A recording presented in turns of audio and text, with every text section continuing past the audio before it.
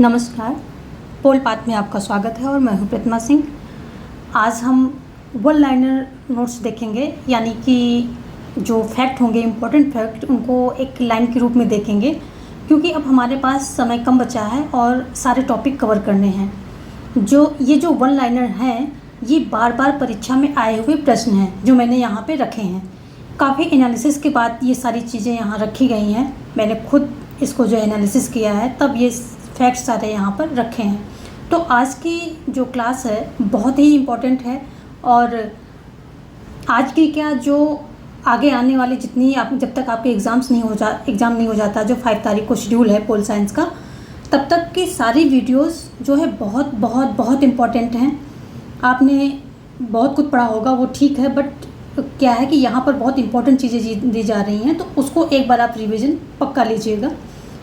तो ये सारी वीडियोस आपके जो एग्ज़ाम तक जाएंगी हमारे चैनल से, तो ये बहुत ही इम्पॉर्टेंट हैं।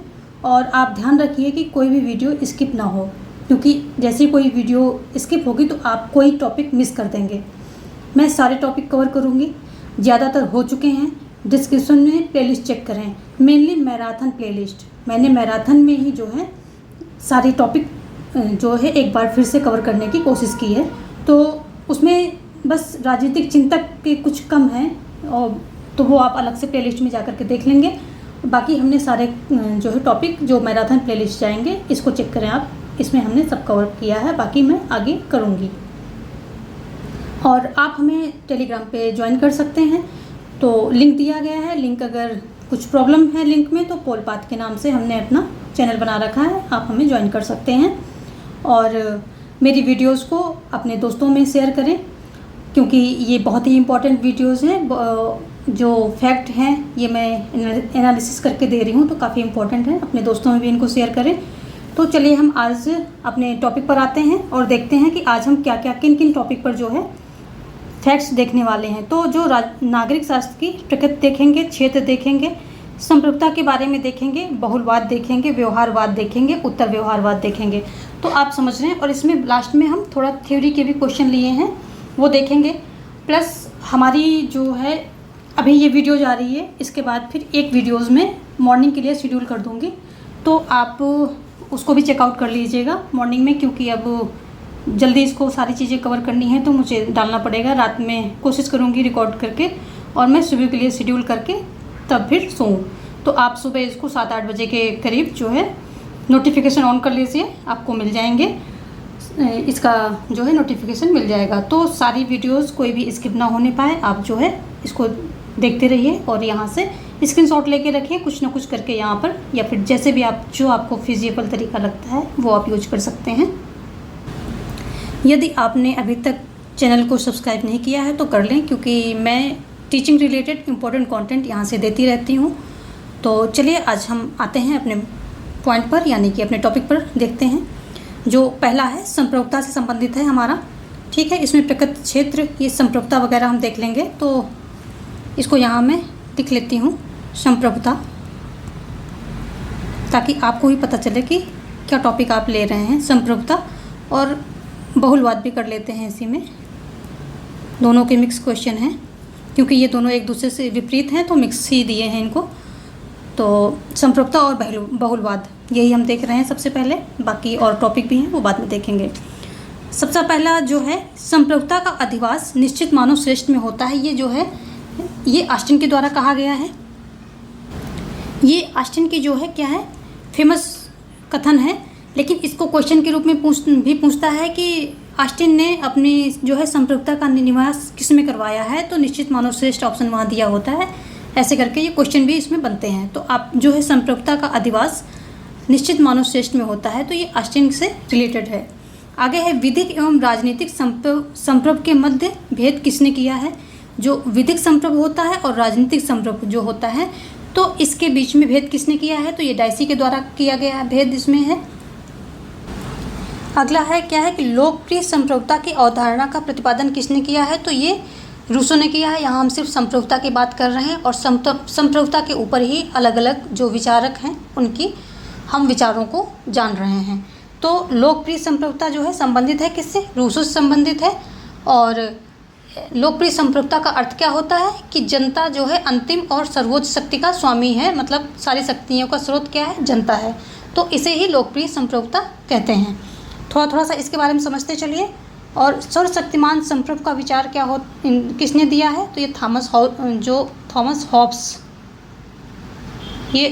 हॉब्स महोदय हैं, इन्होंने दिया है। और इनके अगर हम अनुसार बात करें तो ये इनकी जो संप्रभुता है ये क्या है, संप्रभुता इनकी क्या है, सर्वोच्च है, शक्तिशाली है, असीमित है, अदेय है, निरंकुश है, अविभाज्य है। तो ये इनकी जो संप्रभुता क्या है, सर्वशक्तिमान संप्रभु का विचार कहाँ से आया है, थॉमस हॉब्स हैं, इन्हीं का ये विचार है। और ये कहते हैं कि संप्रभु का आदेश ही विधि है। ये कहते हैं राज्य को पूर्ण सत्तावादी मानते हैं, कहते हैं संप्रभु का आदेश ही विधि है। इनकी पुस्तक देखें तो लिवायथन इनकी जो है, लिवायथन फेमस पुस्तक है इनकी, लिवायथन। आगे है ऑस्टिन का संप्रभुता सिद्धांत किस पर आधारित है, तो बल पर आधारित है। यहाँ पर इसको हम पहले ठीक करेंगे, मिसप्रिंट है।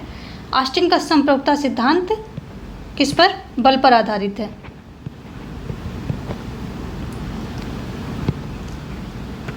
बल पर आधारित है किसका, ऑस्टिन का संप्रभुता सिद्धांत। इसके पीछे जो है इनका ऑस्टिन का क्या मत है, किस तरह से इसको ये बताते हैं कि ये जो है संप्रभुता का सिद्धांत बल पर आधारित है। तो ये इसलिए बताते हैं, इनके अनुसार क्या है, कानून नियम है और ये आदेश के रूप में इसको परिभाषित करते हैं कि जो ये कानून है ये आदेश के रूप में इसको परिभाषित किसने किया है, ऑस्टिन ने किया है।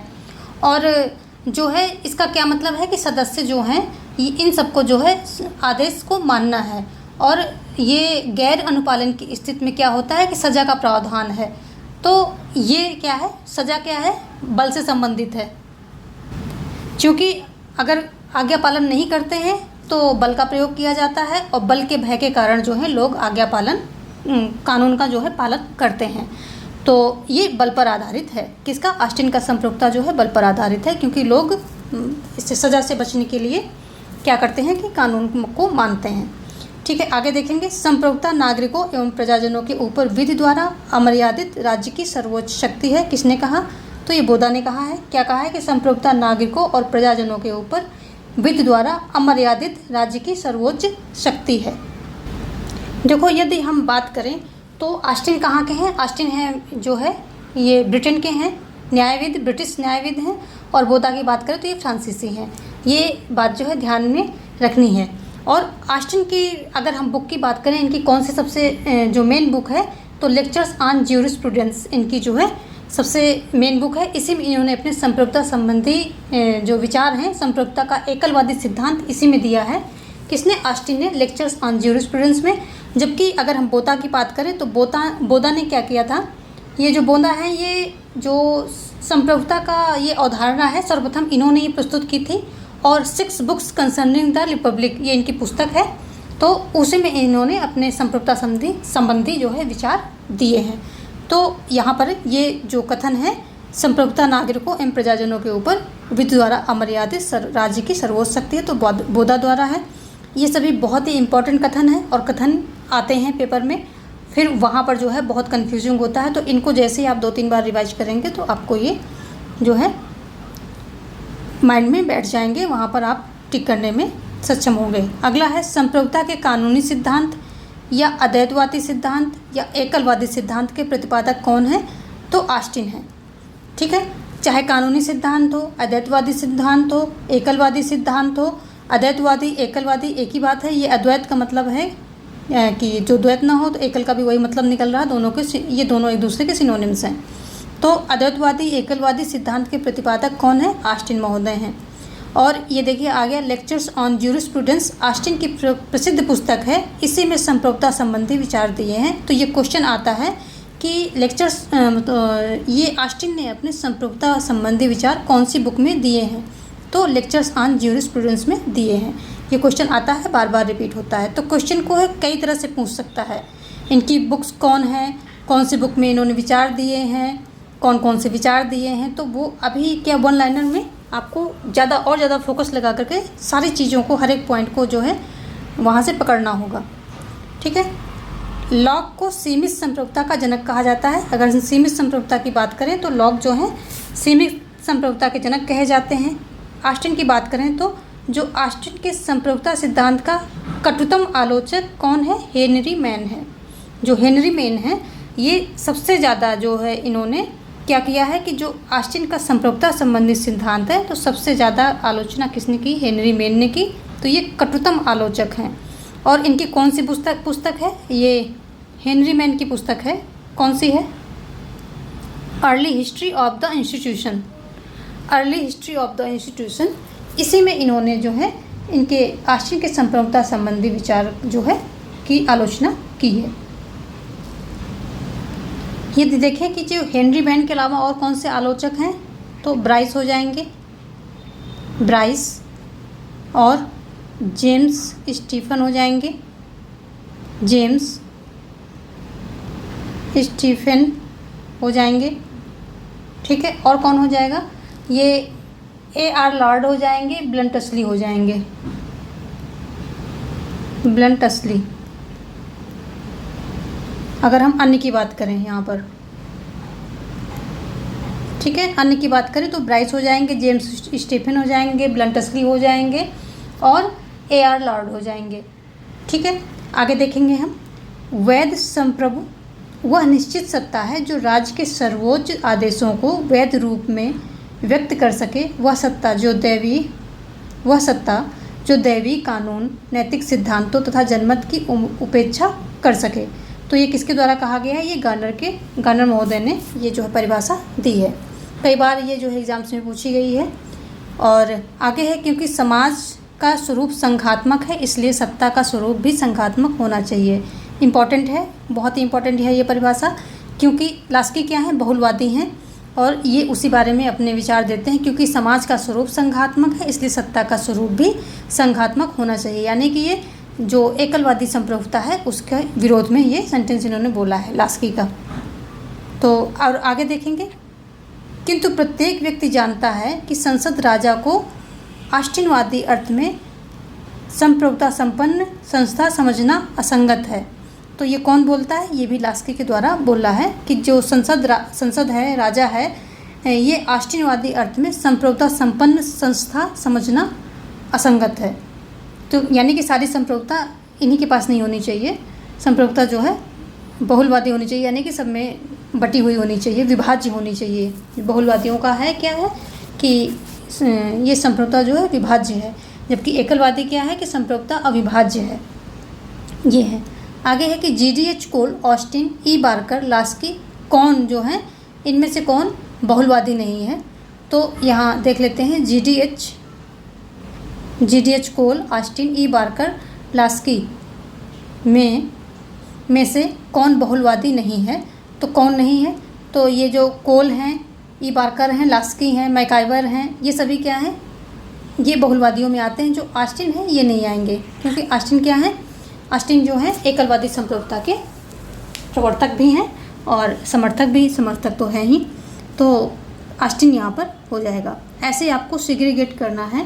कुछ जो मेन नाम हैं तो वो याद कर लेने हैं कि कौन से बहुलवादी के हैं और कौन से एकलवादी के हैं। जैसे बहुलवादी में आ जाएगा लास्की, मैकाइवर और E. बार्कर, GDH कोल, ये मेन हैं, बहुत सारे ये मेन हो जाते हैं। ऐसे ही अगर हम करें एकलवादी की बात करें तो एकलवादी में आ जाएंगे बोदा, हॉब्स, रूसो और ऑस्टिन और ये सभी आ जाएंगे।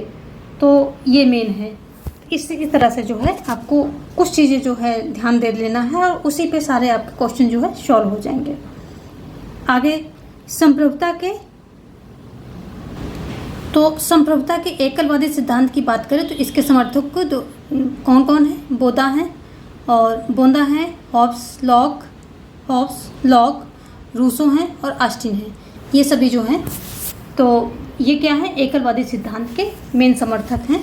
और इसी तरह बहुलवादी के भी कुछ समर्थक आप ध्यान में रखेंगे, जो कि हैं लिंडसे हैं, मिटलैंड हैं, गियरके हैं, बार्कर हैं और GDH कोल हैं, लास्की हैं। तो ये सभी जो है बहुलवादियों में आ जाते हैं।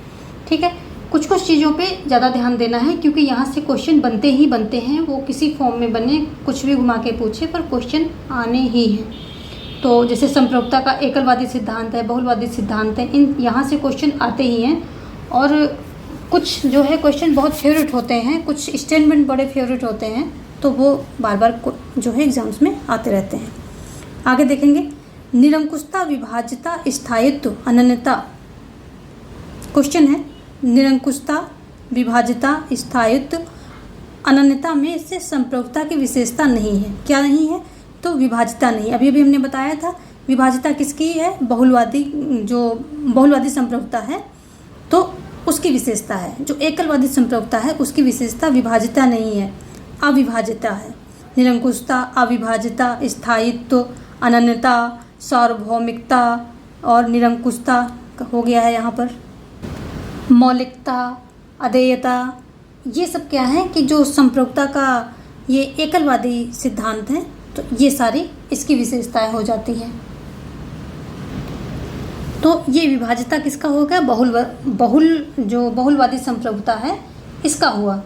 और बहुलवादी संप्रभुता की और बात करें अगर हम, तो ये सीमित होती है, विकेंद्रीकरण के जो है आधारित होती है, विकेंद्रीकृत होती है, विभाज्य होती है, संघात्मक व्यवस्था होती है, यानी कि इसमें जो है संघों का संघ माना जाता है, जो है राज्य को क्या है माना जाता है? संघों का संघ माना जाता है। तो ये सारी इसकी जो है विशेषता है। आगे देखेंगे हम, ये अगला है, उच्चतर द्वारा निम्नतर को दिया गया आदेश ही कानून होता है। तो ये बहुत ही फेमस है और ये ऑस्टिन के द्वारा जो है दिया गया है, ये परिभाषा ऑस्टिन ने दी है। आगे है, संप्रभुता एक सामाजिक अनुबंध का निर्माण है और संप्रभु वह व्यक्ति या सभा है जो सामान्य उद्देश्य के लिए वसीयत के लिए अधिकृत है। तो ये जो है हॉब्स महोदय, थॉमस हॉब्स हैं, इन्होंने बताया है। ऑस्टिन ने क्या किया था कि एक सकारात्मक कानून के सिद्धांत का भी प्रतिपादन किया था। देख लेते हैं, ऑस्टिन ने सकारात्मक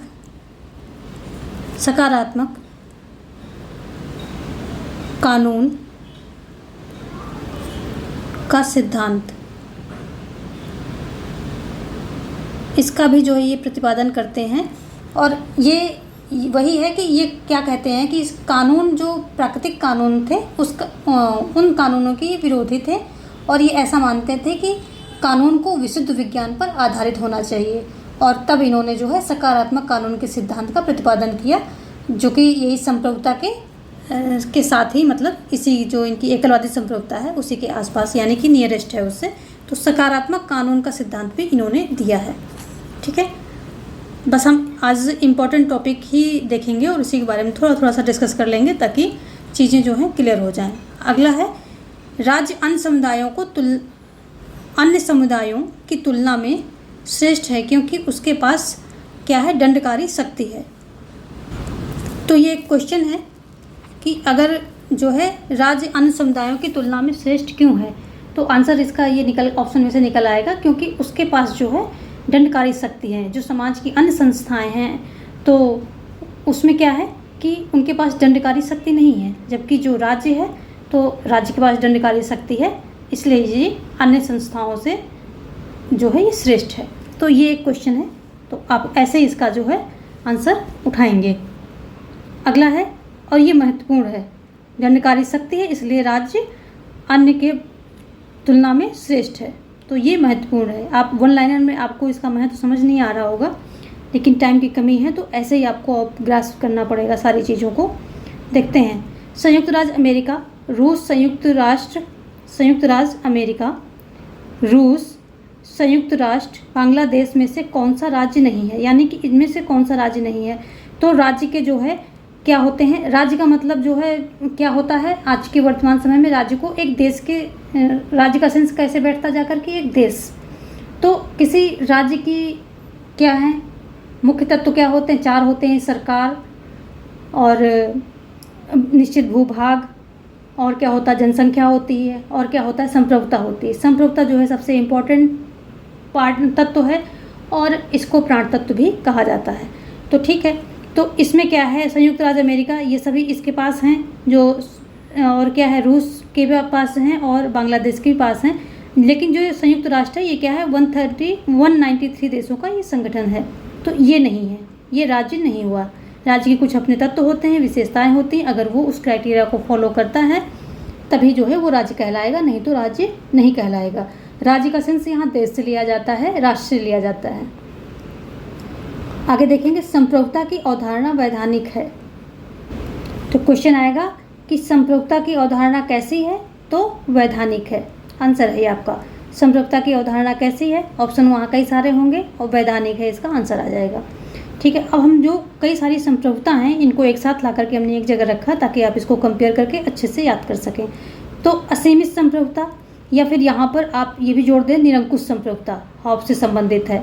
सीमित संप्रभुता, मर्यादित संप्रभुता, संवैधानिक संप्रभुता लॉक से संबंधित है। आयोग आपके साथ शब्दों के साथ खेलेगा, मर्यादित दे देगा, संवैधानिक दे देगा, सीमित दे देगा। तो ये तीनों चीज़ें जो है लॉक से संबंधित हैं। असीमित जो है और इसके साथ निरंकुश दे देगा तो वो भी हॉब्स से संबंधित है। बहुलवादी संप्रभुता, लास्की हो जाएंगे, लास्की के साथ साथ जो है क्या हो जाएंगे, मैकाइवर हो जाएंगे, और भी कई सारे हैं, अभी हमने बात की थी। तो ये सभी जितने हैं आ जाएंगे बहुलवादियों में। ठीक है, यहाँ पर जो है हम प्रतिपादक की बात कर रहे हैं, ये चीज़ क्लियर कर लें। प्रतिपादक, समर्थक तो कई सारे होंगे, प्रतिपादक तो एक होंगे या कहीं कहीं पर एक के साथ दूसरा भी जुड़ा हुआ है।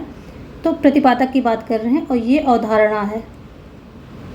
अवधारणा, इनको एक जगह हमने समराइज किया है ताकि आपको लर्न करने में आसानी हो। तो अवधारणा और उनके प्रतिपादक है। तो असीमित संप्रभुता हॉब्स से संबंधित है, सीमित, मर्यादित, संवैधानिक लॉक से संबंधित है, बहुलवादी जो है लास्की से संबंधित है। ठीक है, एकलवादी संप्रभुता ऑस्टिन से संबंधित है, और राजनीतिक संप्रभुता डायसिस संबंधित है, और निरंकुश संप्रभुता किससे संबंधित है, हॉब्स से संबंधित है।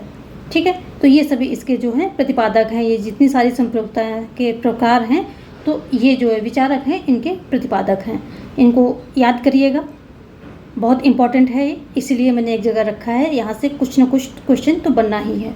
चलिए आगे चलते हैं, देखेंगे किस देश के चिंतकों में संप्रभुता को सरकार के एक अंग के रूप में निहित करने की सामान्य प्रवृत्ति है। तो वो देश कौन है, इंग्लैंड है। इंग्लैंड में है, इंग्लैंड में जो है संप्रभुता को सरकार के एक अंग में निहित करने की जो है सामान्य प्रवृत्ति है। आपको पता है जो वहाँ की संसद है इंग्लैंड की, तो वो क्या है, मतलब संप्रभु है वो। उसके बारे में लोग ने कहा भी है कि सिर्फ स्त्री को पुरुष और पुरुष को स्त्री नहीं बना सकती, बाकी सब कुछ कर सकती है, तो संप्रभु है वो। ठीक है, तो इंग्लैंड में ऐसी प्रवृत्ति है, सरकार किसी एक अंग में संप्रभुता को निहित करा दे। आगे देखेंगे, अंतर्राष्ट्रीय बाह्य संप्रभुता की अवधारणा का प्रतिपादन किसने किया है, ग्रोसियस ने किया है। तो अगर हम बात करें कि व्याख्याकार जो ये संप्रभुता का परंपरागत जो है ये उपागम, तो इसके व्याख्याकार अगर पूछते हैं तो आ जाएंगे बोधा आ जाएंगे, और ये ग्रोसियस आ जाएंगे, ऑस्टिन आ जाएंगे। तो ये सभी व्याख्याकार हैं, तो ये भी ध्यान रखना है।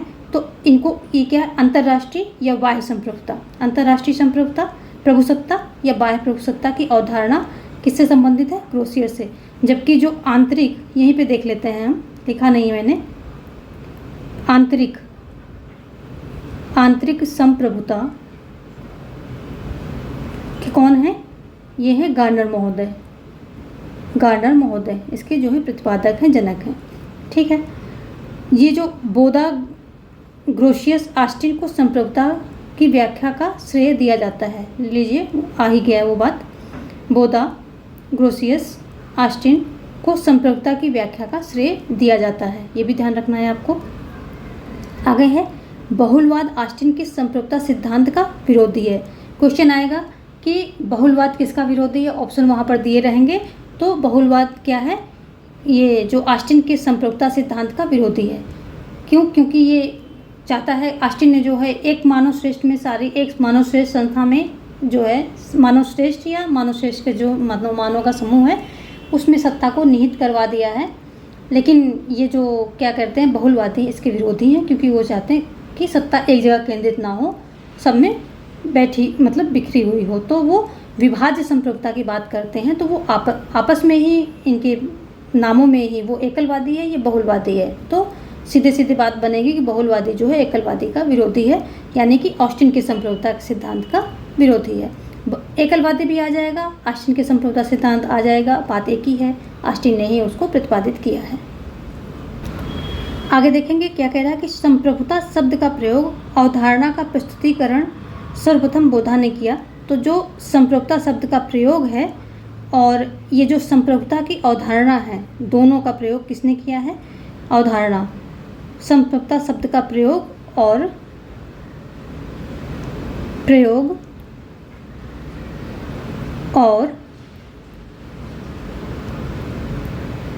संप्रभुता की अवधारणा का प्रस्तुतिकरण क्या है? सर्वप्रथम बोधा ने किया है। किसमें किया है? 6 बुक्स कंसर्निंग द रिपब्लिक में किया है।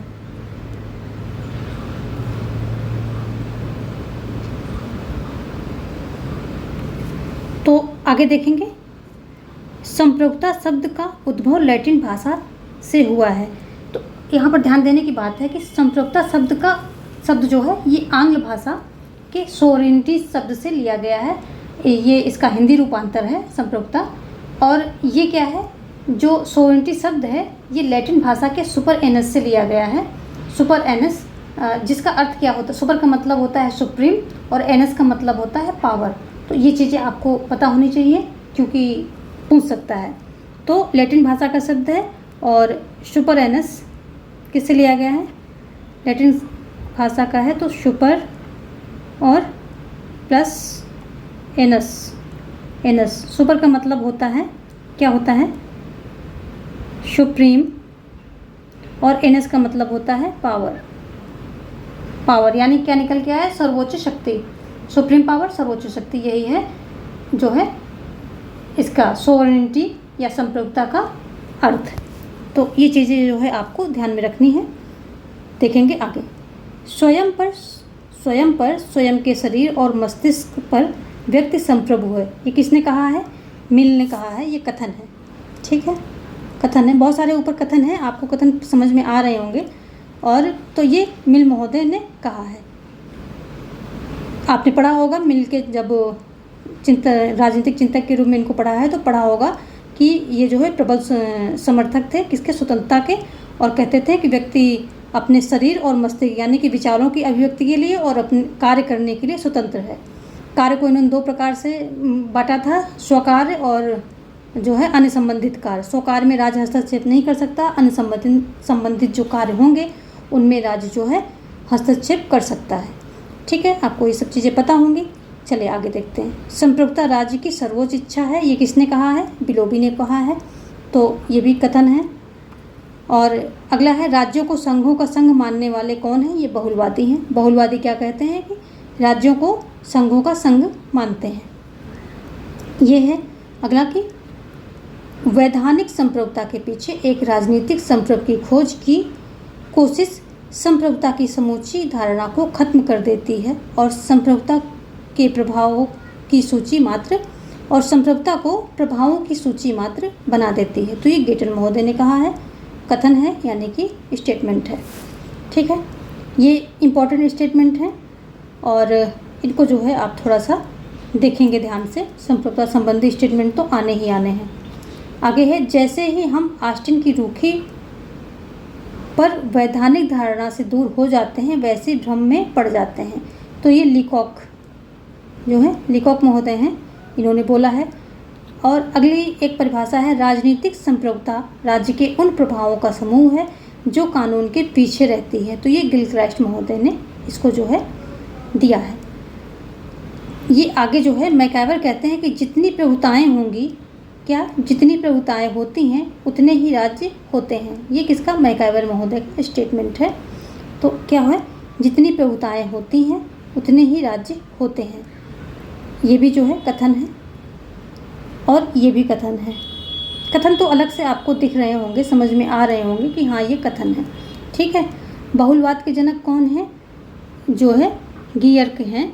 बहुलवाद के जनक कौन है? गियर्क हैं। और ये जो लॉक ने संप्रभुता शब्द का प्रयोग न करके सर्वोच्च सत्य शब्द का प्रयोग किया है। तो क्या है, ये ध्यान देने वाली बात है। क्वेश्चन में आता है कि लॉक ने संप्रभुता शब्द के बजाय या संप्रभुता शब्द की जगह किसका जो है प्रयोग किया, तो सर्वोच्च शक्ति शब्द का प्रयोग किया। ये आधुनिक काल में जो है कौन है, लॉक प्रयोग करते हैं। और अगर हम प्राचीन काल में देखें पहले, तो ये सर्वोच्च शक्ति अरस्तु के द्वारा अरस्तु ने सर्वोच्च शक्ति शब्द का प्रयोग किया है। ध्यान रखने वाली बात है, दोनों ही इम्पोर्टेंट हैं। आधुनिक काल में लॉक ने किया है और प्राचीन काल में अरस्तु ने सर्वोच्च शक्ति जो पदबंध है, शब्द है, इसका जो है प्रयोग किया है। किसके लिए, संप्रभुता के लिए और या जो सुपर पावर है उसके लिए। ठीक है, ये कुछ फैक्ट हैं, ये बहुत ही इम्पोर्टेंट हैं। आपने बहुत पढ़ाई की होगी, ठीक है, अच्छी बात है, सारी ही काम आएगी। लेकिन क्या होता है कि कुछ बहुत ही इम्पोर्टेंट चीज़ें होती हैं तो उनको हमें देखना ही पड़ता है। तो थोड़ा सा ध्यान रखिएगा कि लॉक ने क्या प्रयोग किया है, सर्वोच्च शक्ति, और अरस्तु ने जो है प्राचीन काल में सर्वोच्च शक्ति का प्रयोग किया है। किसकी जगह पर, संप्रभुता शब्द की जगह पर, यानी कि संप्रभुता शब्द का प्रयोग न करके इसका प्रयोग किया है। आगे है, संप्रभु राज्य के दिन अब लद चुके। तो ये किसने बोला है, लिंडसे ने बोला है। यहाँ पर गलत लिखा हुआ है, तो ये लिंडसे ने बोला है। क्यों ऐसा बोला है, क्योंकि लिंडसे क्या है, बहुलवादी विचारक है। और बहुलवादी विचारक है, जो भी विचारक हैं बहुलवादी, वो राज्य की संप्रभुता को जो है एकमात्र राज्य की संप्रभुता को स्वीकार नहीं करते हैं। और ये मानते हैं कि राज्य भी अन्य समुदायों की तरह मात्र एक समुदाय है, तो ये एकमात्र इसकी संप्रभुता को स्वीकार नहीं करते हैं। कौन, बहुलवादी। और लिंडसे कौन है, बहुलवादी। तभी ये कहते हैं कि संप्रभु राज्य के दिन अब लद चुके, कथन है ये भी। आगे है कि यथार्थ संप्रभुता का तात्पर्य है, जो क्वेश्चन आएगा कि यथार्थ संप्रभुता का तात्पर्य क्या है, तो उसमें बहुत सारे ऑप्शन होंगे। तो इसका जो मेन तात्पर्य है, आदेशों का वास्तविक आज्ञा पालन। तो यही यथार्थ संप्रभुता से जो है क्या है, इसका रिलेशन है। क्या है कि यथार्थ संप्रभुता क्या है कि आदेशों का वास्तविक जो है पालन किया जाए, आज्ञा पालन हो, यही जो है यथार्थ संप्रभुता है। तो ये आपको यहाँ से चूज करना होगा ऑप्शन में से। ठीक है, आगे लोकमत का अभिप्राय। यहाँ भी ऐसे क्वेश्चन ही आएगा कि लोकमत का अभिप्राय बताइए, कई सारे ऑप्शन होंगे। तो लोकमत का जो मेन अभिप्राय होता है, तो वही होता है कि ऐसी राय, ऐसा मत जो संपूर्ण समुदाय का हित चाहे, संपूर्ण समुदाय का जिसमें कल्याण हो, तो वही लोकमत होता है। तो इसको भी ध्यान में रखना। लोकमत का ये बहुत आएंगे, वहाँ बहुमत आएगा और क्या क्या आएगा, आपको लगेगा नहीं लोकमत तो बहुमत होगा, लेकिन नहीं, आपको ये समुदाय कल्याण से रिलेटेड जो है कोई टॉपिक वहाँ उठाना होगा, जो भी दिया हो ऑप्शन में। तो ऐसी राय जो संपूर्ण समुदाय का कल्याण करे, हित करे, वही लोकमत होता है। ठीक है, सही तात्पर्य में। आगे देखेंगे हम। अगला क्या है कि सामाजिक समझौते के सिद्धांत के साथ संप्रभु राज्य की अवधारणा को संयुक्त किया। तो सामाजिक समझौते के सिद्धांत के साथ, सामाजिक समझौते का सिद्धांत दिया और उसी के साथ संप्रभु राज्य की अवधारणा को भी मिलाया, यानी कि उसको भी दोनों को साथ साथ संयुक्त किया, प्रस्तुत किया। तो ये हॉब्स के द्वारा किया गया है। ठीक है, ये एक विचार है लोगों का कि हॉब्स के बारे में जो है ये ऐसा सोचते हैं कि इन्होंने सामाजिक समझौते के साथ साथ संप्रभु राज्य की अवधारणा को भी संयुक्त किया। किसने, हॉब्स ने। अगला है कि किसने कहा संप्रभुता के सिद्धांत को राजनीतिक सिद्धांत से हटा देना चाहिए। तो ये जो है क्रैब के द्वारा कहा गया है कि संप्रभुता को सिद्धांत जो है उसको राजनीतिक सिद्धांत से हटा देना चाहिए। तो ये किसके द्वारा, क्रैब के द्वारा कहा गया है। और तो क्रैब क्या है, क्रैब एक बहुलवादी हैं और बहुलवादियों का मानना है कि जो है राज्य को सर्वोच्च स्थिति प्रदान नहीं किया जा सकती, क्योंकि राज्य भी अन्य समुदायों की तरह एक समुदाय है। तो इसको जो है राजनीति, ये जो प्रभुसत्ता है, प्रभुसत्ता का कॉन्सेप्ट है, ये राजनीतिक सिद्धांत से हटा देना चाहिए, इसमें इसका कोई स्थान नहीं होना चाहिए। क्रैब। ठीक है, अब हम जो है कानून एवं दंड के बारे में समझेंगे। उससे पहले हम कुछ पॉइंट ले लेते हैं इसी के, जैसे कि ये एक पॉइंट इसमें छूट रहा है, जो संप्रभुता के रूप। ठीक है, संप्रभुता के विविध प्रकार हम देख लेते हैं, यहाँ पर लिख लेते हैं प्रकार। किसके? संप्रभुता के प्रकार। संप्रभुता पढ़ रहे हैं तो ऑब्वियसली बात है, हम उसी की बात कर रहे हैं। तो संप्रभुता के प्रकार यहाँ देखेंगे, औपचारिक एवं वास्तविक संप्रभुता, औपचारिक एवं वास्तविक संप्रभुता, कानूनी एवं राजनीतिक संप्रभुता, ये 1 हो गया। दूसरा देखेंगे हम, कानूनी एवं क्या है? राजनीतिक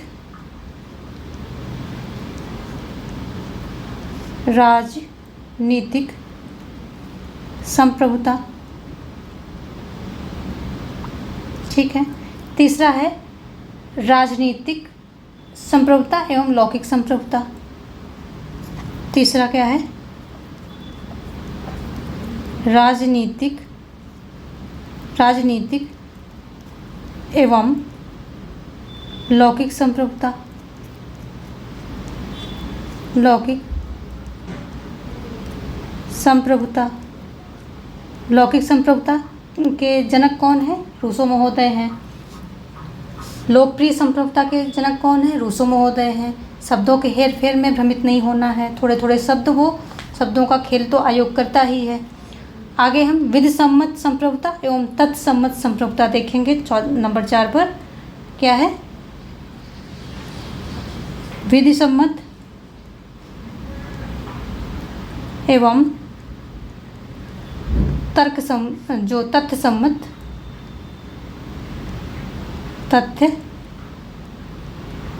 सम्मत क्या है? संप्रभुता। तो अभी हमने बात की थी कि जो सम्मत संप्रभुता है, इसका अभिप्राय क्या है कि आदेश, आज्ञा पालन, इससे इसका अभिप्राय अभी हमने बात की थी। तो ये जो है मेन संप्रभुता के प्रकार हैं। इनके बारे में थोड़ा सा जान लेते हैं कि औपचारिक और वास्तविक संप्रभुता क्या होती है। तो हम भारत का एग्जाम्पल ले लेते हैं, जल्दी आप समझ जाएंगे।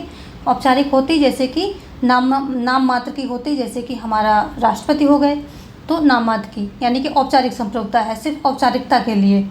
और वास्तविक संप्रभु कौन है? प्रधानमंत्री है हमारा, और ब्रिटेन का प्रधानमंत्री, क्योंकि वही संसदीय प्रणाली वहाँ पर है, तो ब्रिटेन का प्रधानमंत्री हो गया, भारत का प्रधानमंत्री हो गया।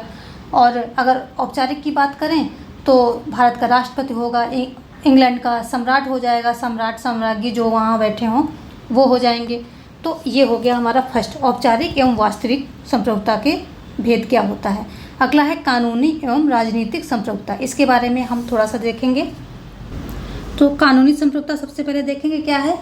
कानूनी संप्रभुता और राजनीतिक संप्रभुता में अंतर करने वाले सर्वप्रथम कौन है? डायसी। अभी हमने पढ़ा, भूलना नहीं है ना। डायसी ने सबसे पहले क्या किया था कि कानूनी और जो राजनीतिक संप्रभुता है इसमें अंतर किया था, और इसका समर्थन किसने किया था? लास्की ने किया था। दोनों चीज़ें याद रखनी है, डायसी मेन है, डायसी जो है इम्पोर्टेंट है। तो जो कानूनी और राजनीतिक संप्रभुता के बीच में डायसी ने अंतर किया था, भेद किया था, सर्वप्रथम इन्होंने किया था, लास्की ने समर्थन किया था। और कानूनी संप्रभुता होती क्या है? ये ऐसी संप्रभुता है जो मतलब कानून का निर्माण करती है और पालन करवाती है। और कानूनी संप्रभुता तभी तक मान्य होती जब तक इसको जो है न्यायालय जो है मान्यता दिए रहती। जैसे न्यायालय अपना मान्यता रद्द करते हैं तो ये कानूनी संप्रभु नहीं रह जाते हैं। तो जैसे कि भारत जो है, भारत में देख लेंगे तो संसद सहित राष्ट्रपति इस क्राइटेरिया में आ जाएगा। इंग्लैंड में सम्राट सहित जो है संसद जो है सम्राट सहित जो है आ जाएगी। तो ये कानूनी संप्रभुता से संबंधित है फैक्ट। अब हम राजनीतिक संप्रभुता के बारे में देखेंगे। राजनीतिक संप्रभुता, तो अगर हम राजनीतिक संप्रभुता की बात करें तो ये निर्वाचक मंडल हो गया जैसे, और जैसे राष्ट्रपति निर्वाचित करने के लिए मंडल हो गया। राजनीतिक जो संप्रभु है, जनप्रतिनिधि है, उनके निर्वाचक मंडल होते हैं, उनमें पाई जाती है। या विधानसभा का सदस्य जो है निर्वाचक मंडल होता है, उनमें होती है। विभिन्न प्रकार के जो जुलूस होते हैं उनमें होती है। तो ये राजनीतिक संप्रभुता के कुछ उदाहरण हैं कहाँ होती है।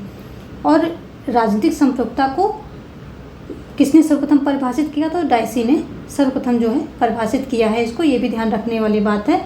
और ये जो राजनीतिक संप्रभुता है, तो जो 1688 में इंग्लैंड की गौरवपूर्ण क्रांति हुई थी, तो उसी के परिणाम स्वरूप जो है इस राजनीतिक संप्रभुता का जो है जन्म होता है। तो ये कुछ फैक्ट हैं किसके, राजनीतिक संप्रभुता के बारे में। अगला है कि क्या है, राजनीतिक एवं लौकिक संप्रभुता है। तो यदि हम राजनीतिक संप्रभुता और लौकिक संप्रभुता की बात करें, तो इसमें जो प्रत्यक्ष लोकतंत्र होता है जो कि स्विट्जरलैंड में चलता है, तो इसमें दोनों में कोई अंतर नहीं पाया जाता है। तो और दोनों ही जो है जनता में पाई जाती हैं। दोनों संप्रभुता जो राजनीतिक और लौकिक संप्रभुता क्या है, दोनों जनता में पाई जाती हैं, जो कि प्रत्यक्ष लोकतंत्र में बात करें तो। लेकिन जो अप्रत्यक्ष लोकतंत्र में अगर हम बात करें, तो राजनीतिक संप्रभुता कहाँ पाई जाती है, जो राजनीतिक संप्रभुता होती है वो पाई जाती है जो है जनप्रतिनिधि हैं उनमें पाई जाती है, और लौकिक संप्रभुता जनता में पाई जाती है। तो राजनीतिक संप्रभुता जनप्रतिनिधि में, जो हमारे नेता लोग होते हैं उनमें, और लौकिक संप्रभुता जनता में पाई जाती है। तो ये यहाँ डिफरेंस हो गया। और राजनीतिक संप्रभुता के जनक कौन है, लॉक हैं। राजनीतिक संप्रभुता के जनक कौन है, लॉक हैं, हमने बात की। और लौकिक संप्रभुता के जनक रूसो हैं। आप लौकिक कह लें या लोकप्रिय कह लें, बात एक ही है, उसके जनक रूसो महोदय हैं। आगे हम बात करेंगे विधि सम्मत तथा तथ्य सम्मत जो है संप्रभुता है, इसके बारे में थोड़ी सी डिटेल ले लेंगे। तो ये जो विधि सम्मत संप्रभुता होती है, ये क्या होती है, ये किसी देश की जो है वो संप्रभुता होती है जिसे उस देश की कानूनी मान्यता प्राप्त होती है, और वह उस देश का संविधान होता है उसके अनुसार जो है ये शासन करती है, और वहाँ की जनता उसका ऑर्डर मानती है, आदेश को मतलब मानती है, क्योंकि उसे क्या है, देश की कानूनी मान्यता प्राप्त है। तो ये हो गई विधि सम्मत संप्रभुता। और अगर हम तथ्य संगत संप्रभुता की बात करें, तो ये सामान्यता दिखाई नहीं देती है, या युद्ध और क्रांति के समय दिखाई देती है। और फिर क्या होता है कि विधि सम्मत संप्रभुता को हटा करके ये जो है उसकी जगह पर उस संप्रभुता का स्थान ले लेती है। और लेकिन ये तब तक मान्य नहीं होती जब तक कि स्वयं को ये विधि सम्मत संप्रभुता में बदल न दे। जैसे कि पाकिस्तान में तख्ता पलट होते रहते हैं, सेना क्या करती है कि तथ्य सम्मत जो विधि सम्मत संप्रभुता है उसकी जगह ले लेती है, और फिर क्या है, तख्ता पलट वहाँ पर हो जाता है। तो ये चीज़ें आप वहाँ से रिलेट करके समझ सकते हैं। तो ये हमने हल्का हल्का इनके बारे में जान लिया है, और जानना बहुत ज़रूरी था, क्योंकि यहाँ से भी आपका जो है कुछ बन सकता है, कोई क्वेश्चन बन सकता है। तो एक डिटेल में लिए रहेंगे तो आप आंसर कर लेंगे। चलिए, तो इसमें जो मैंने बताया है उसको अगर आपके लिए जो भी नया हो तो नोट डाउन कर लीजिए वीडियो को पॉज करके, और सब कुछ आपने पढ़ रखा है तो वेल एंड गुड, बहुत अच्छी बात है। फिर आगे बढ़ते हैं। आगे हम देखेंगे कानून एवं दंड के सिद्धांत के बारे में, कुछ इंपॉर्टेंट चीज़ें देखेंगे हम। इसमें क्या है कि कानून सामाजिक आचरण का नियमन करने वाले नियमों का समूह है। तो ये डिग्वी ने बोला है, कथन है, तो ये डिग्वी ने बोला है। पहले हम देख लेते हैं थोड़े से कथन। तो ये जो डिग्वी महोदय हैं इनके द्वारा ये परिभाषा दी गई है, कानून सामाजिक आचरण का नियमन करने वाले नियमों का समूह है। तो ये डिग्वी महोदय कथन है। ये आगे है कि कानून समस्त वासनाओं से रहित विवेक है, यानी कि यह ईश्वर तथा विवेक की शुद्ध वाणी है। दोनों चीज़ें हैं, किससे संबंधित है, अरस्तु से। कानून समस्त वासनाओं से रहित विवेक है, और ये भी हो सकता है कि यह ईश्वर तथा विवेक की शुद्ध वाणी है, ईश्वर तथा विवेक की शुद्ध वाणी है। तो ये अरस्तु के द्वारा जो है ये कथन बोला गया है। और अगला क्या है कि राज्य विधि का शिशु एवं जनक दोनों हैं।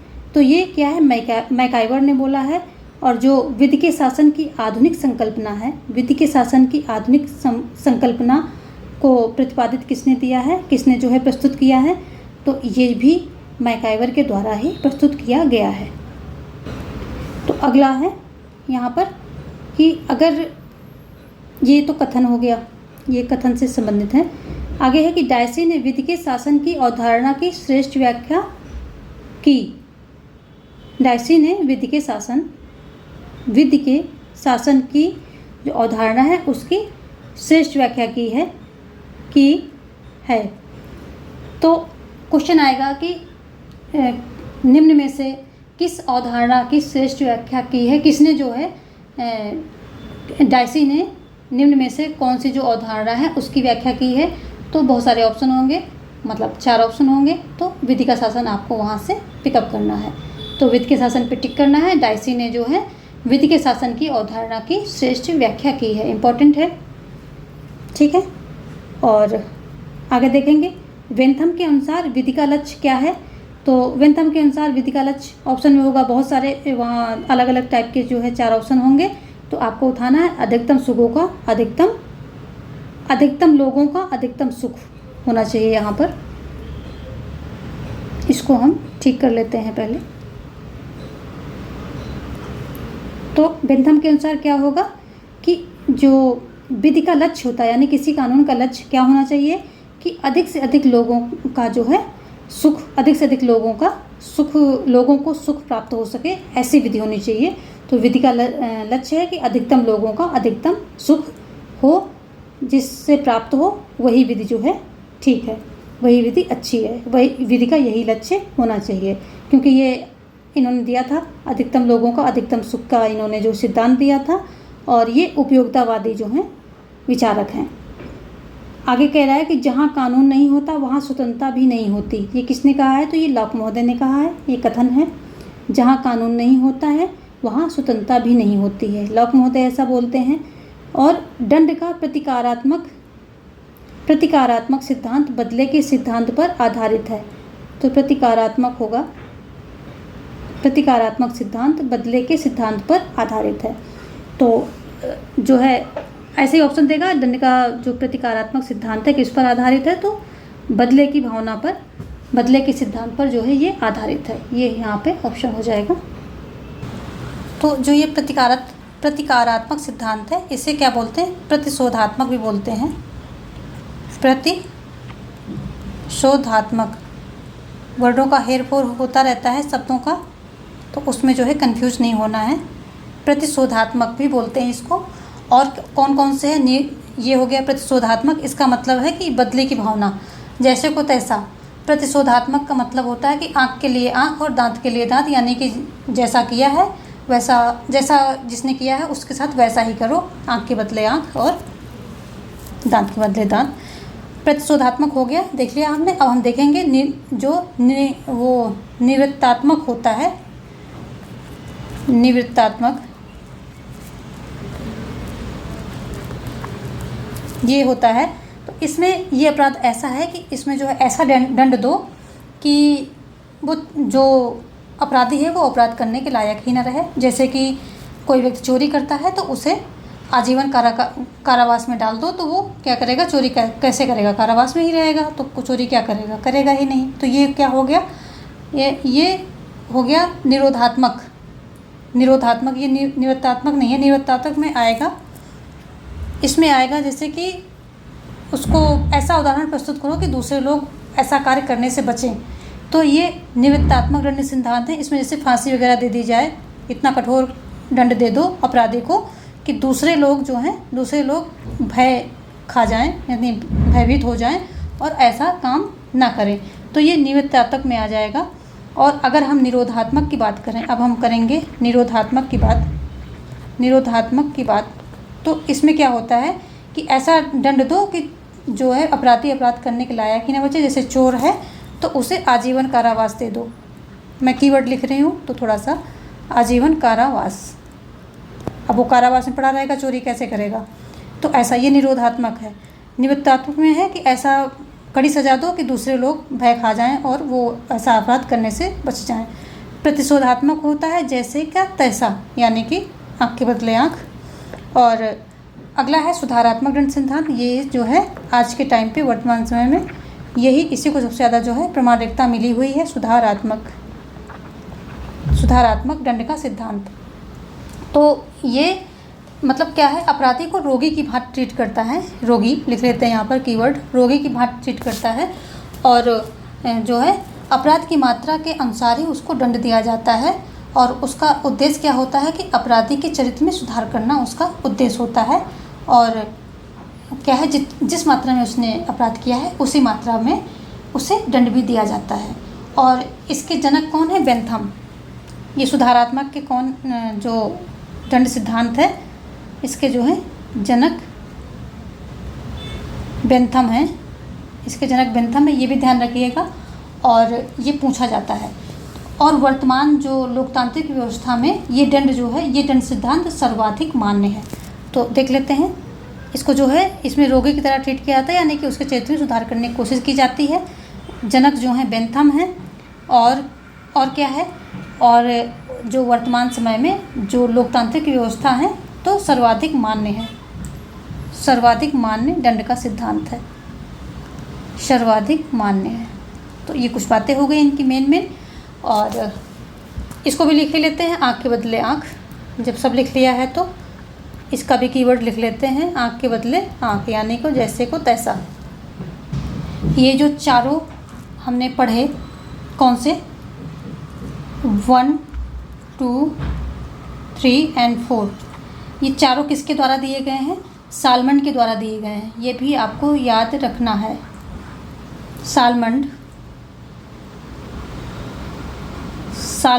ने जो है ये 4 प्रकार के दंड सिद्धांत दिए हैं, और इनकी परिभाषा क्या है, कानून नियमों का समूह, वह समूह है जिसे राज्य मान्यता देता है और न्याय प्रशासन उसे लागू करता है। विधि की एक जो परिभाषा है बेंथम के द्वारा बहुत फेमस है। विधि एक ऐसा आदेश है जिसमें दंड की भावना निहित होती है, बेंथम। तो ये बेंथम के अनुसार जो है काफ़ी फेमस परिभाषा है। कौटिल्य का भी यही है, कानून संप्रभुता द्वारा दिया गया आदेश है। तो ये सब चीज़ें हैं। तो बेंथम के अनुसार एक कथन है, वो थोड़ा सा आप नोट कर लें, इम्पोर्टेंट है, कि विधि एक ऐसा आदेश है जिसमें दंड की भावना निहित होती है। और अब हम देखेंगे आधे, यहाँ पर हमने सारी चीज़ें देख ली हैं। सालमंड के द्वारा जो है ये 4 प्रकार के सिद्धांत दिए गए हैं, और जिसमें सुधारात्मक सिद्धांत जो है सर्वाधिक मान्य है। ये जो है अपराधी को रोगी की तरह ट्रीट करता है। और जनक कौन है, बेंथम इसके जनक हैं। किसके, सुधारात्मक के जनक जो हैं बेंथम। आगे है, फिर से हम देखते हैं, विधि का शासन प्रक्रियात्मक समानता को प्रतिष्ठापित करता है। तो जो विधि का शासन है तो ऑप्शन वहाँ पर दिए होंगे अलग अलग तरीके के, तो आपको उठाना है प्रक्रियात्मक समानता, प्रक्रियात्मक समानता को प्रतिष्ठापित करता है। ऑप्शन वहाँ हो सकते हैं कि मूल विषयक दे दें, वितरक दे दें, प्रतिमानित दे दें, और भी कुछ दे दें, लेकिन आपको प्रक्रियात्मक उठाना है। तो विधि का शासन किस प्रकार की समानता को प्रतिष्ठापित करता है, तो ये प्रक्रियात्मक समानता को प्रतिष्ठापित करता है। ऐसे ये आएगा, आपसे पूछा जा सकता है क्वेश्चन। आगे क्या है कि मैक्स वेबर का कार्य विधिक संरचना पर केंद्रित है। तो क्वेश्चन आता है मैक्स वेबर का कार्य किस पर संकेंद्रित है, तो विधिक संरचना पर संकेंद्रित है। तो ये यहाँ पर इसका मतलब क्या होगा कि जो ये कानून का वो रूप है जहाँ स्थापित उच्चाधिकारियों और उनके अधीनस्थ कर्मचारियों के में जो है परस्पर संबंध का निरूपण हो, तो वो है यही विधिक संरचना। ठीक है, आगे देखेंगे हम। कानून नियमों का वह रूप है जिसे राज्य मान्यता देता है और न्याय व्यवस्था प्रशासन में लागू करता है। सालमंड ने ये परिभाषा दी है, और इन्हीं के द्वारा जो है दंड के 4 प्रकार अभी हमने पढ़े हैं, 4 प्रकार पढ़े हैं ऊपर। ठीक है, इन्हीं के द्वारा पढ़े हैं सालमंड ने दिया है उनको। और अभी क्या है इसमें, कानून के समादेश सिद्धांत का उन्नायक ऑस्टिन को कहा जाता है। तो कानून के समादेश, ये भी एक सिद्धांत है, कानून के समादेश का सिद्धांत। इसको कानून का समादेश, काफ़ी हार्ड इंग्लिश है, इसको इंग्लिश में भी देख लेते हैं, command theory of law.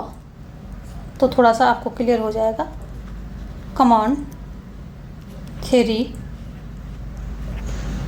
Of law, ये जो है इसका मतलब निकलेगा, कानून के समादेश सिद्धांत का उन्नायक कौन है, ऑस्टिन को कहा जाता है। इनको एज अ फैक्ट ऐसे ही देख लीजिए, ज़्यादा डिटेल में अभी जाने का टाइम नहीं है। आगे देखेंगे, कानून का सर्वमान्य स्रोत क्या है, विधानमंडल है। जो कानून है उसका सर्वमान्य, जिसको मतलब एक प्रकार से मान्यता मिली है, सर्वाधिक मान्यता जिस स्रोत को मिली है, वो क्या है आज के टाइम पे, विधानमंडल है।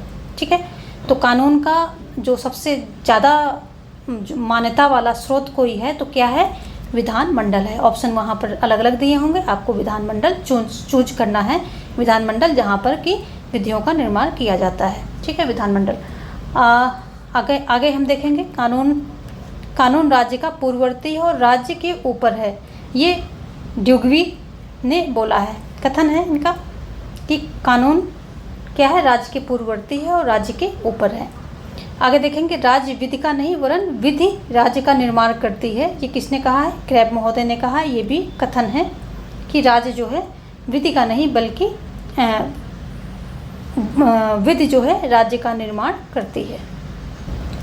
हमने एक यहाँ जो वर्ड आया था प्रक्रियात्मक समानता, इसको मैंने एक्सप्लेन नहीं किया है, शायद कुछ लोगों को यहाँ कन्फ्यूजन हो। तो प्रक्रियात्मक समानता क्या है, क्योंकि आपको लैंग्वेज जो है में पकड़ होगी तभी क्वेश्चन आपके सॉल्व हो पाएंगे। तो प्रक्रियात्मक समानता का जो अर्थ क्या होता है कि इसके अंतर्गत जो कानून होता है उसके द्वारा ऐसी प्रक्रियाओं का उल्लेख कर दिया जाता है जिसके आधार पर शासन का संचालन होता है। तो जैसे कि कोई संविधान है, संविधान में सारी चीज़ें उल्लेखित कर दी गई हैं, तो उसी के आधार पर शासन चलता रहेगा। सरकार चाहे जितनी बार चेंज हो, व्यक्ति चाहे कोई भी हो, है ना, तो लेकिन शासन किसके आधार पर होगा, जो वहाँ पर विधि उल्लेखित है उनके आधार पर होगा। और विधि सर्वोच्च है। ऐसे में क्या है, जो प्रक्रियात्मक समानता है इसमें क्या है, विधि सर्वोच्च है और सभी व्यक्ति चाहे उनकी स्थिति कुछ हो, चाहे कोई पद पर हो, मतलब वो समाज के किसी भी वर्ग और पद पर हो, ये क्या है कि विधि के अधीन जो है होंगे, विधि के अधीन होंगे। यानी कि जैसा विधि यानी जो कानून होगा उस कानून को उन्हें फॉलो करना पड़ेगा। तो ये जो है प्रक्रियात्मक समानता का मतलब ये हो रहा है, शासन की प्रक्रियात्मक समानता का मतलब ये हो रहा है। विधि का शासन जिस प्रकार की समानता को प्रतिष्ठापित करता है, तो वो किस प्रकार की समानता को प्रतिष्ठापित करता है, प्रक्रियात्मक समानता को प्रतिष्ठापित करता है। और इसके अंदर क्या होता है कि ऐसी प्रक्रियाओं का उल्लेख कर दिया जाता है जिनके आधार पर शासन का संचालन होता है, ठीक है। तो प्रक्रियात्मक समानता का ये मतलब निकल गया। और चलते हैं, आगे बढ़ते हैं, बहुत डिटेल में अभी जो है जानने का टाइम नहीं है। यहाँ से देखेंगे इंग्लैंड को विधि के शासन का परंपरागत घर माना जाता है। तो अगर हम बात करें विधि के शासन, ये विधि के शासन एक पदबंध है, टर्म है, तो इसको जो है आप एक साथ लेंगे, विधि के शासन या विधि का शासन। तो इंग्लैंड को विधि के शासन का परंपरागत घर माना जाता है। अगर पूछ ले कि विधि के शासन का घर कौन है, तो या विधि के शासन का जो है शुरुआत कहाँ से हुई, प्रारंभ कहाँ हुआ, तो इंग्लैंड। आंसर आपका इंग्लैंड हो जाएगा। कुछ भी दे घुमा करके आप इंग्लैंड को चूज कर लेंगे। कानून के शासन के उद्देश्य, कानून के शासन होते हैं उसके उद्देश्य क्या होते हैं, प्रेस की स्वतंत्रता, नागरिक स्वतंत्रता, न्यायपालिका की स्वतंत्रता। और क्या होता है इसमें होता है शासनाधिकार और उसकी सीमाएं। इन सब चीज़ों का जो है वहाँ पर वर्णन होता है। और कानून के शासन के जो है यही उद्देश्य होते हैं कि जो शासनाधिकार है यानी कि शासन कर रहा है, और तो उसके शासन करने का अधिकार कितना है, उसकी सीमाएं कितनी हैं, ये सारी चीज़ें जो हैं कानून के शासन के ये उद्देश्य हैं। तो सीधे सीधे समझते हैं, कानून के शासन के उद्देश्य होते हैं प्रेस की स्वतंत्रता, नागरिकों की स्वतंत्रता, न्यायपालिका की स्वतंत्रता, और क्या हो जाएगा, शासन के अधिकार उसमें आ जाएंगे और शासन की सीमाएं भी आ जाएंगी। तो ये सारी चीज़ें जो है इसमें आ जाती हैं, जो मेन उद्देश्य होते हैं कानून के। ये सब चीज़ें जो हैं आपको ऑप्शन के रूप में मिलेंगी, आपको पता रहेगा तो आप टिक कर पाएंगे, इम्पॉर्टेंट है। आगे ही देखेंगे, मैक्स वेबर के अनुसार विधिक विवेकापूर्ण सत्ता सर्वश्रेष्ठ वैध सत्ता है। विधिक विवेकपूर्ण सत्ता क्या है, सर्वश्रेष्ठ वैध सत्ता है। तो अगर हम मैक्स वेबर की बात करें तो इन्होंने जो ये विधिक विवेकपूर्ण सत्ता है इसी को सर्वश्रेष्ठ जो है सत्ता माना है। और इन्होंने 3 प्रकार की सत्ता की बात की है। कौन कौन सी की है, पहली की है इन्होंने परंपरागत सत्ता। ये भी क्वेश्चन दे देता है कि मैक्स वेबर ने कितने प्रकार की सत्ता की बात की है और कौन कौन सी है वो दे सकता है, मतलब ऑप्शन में। तो परंपरागत सत्ता, ठीक है। नंबर 2 क्या बात करता है वो, मैक्स वेबर क्या बताते हैं कि चमत्कारिक या करिश्माती या करिश्माई, बात वही है, ठीक है। चमत्कारिक करिश्माई आ जाए तो कंफ्यूज नहीं होना है, करिश्माई सत्ता हो जाएगी, सत्ता, ठीक है। और तीसरी कौन सी हो जाएगी? तीसरी हो जाएगी कि ये विवेकपूर्ण सत्ता या मतलब विधिक सत्ता। तो विधिक विवेकपूर्ण सत्ता जो है आधुनिक समाज का विशिष्ट पहलू है।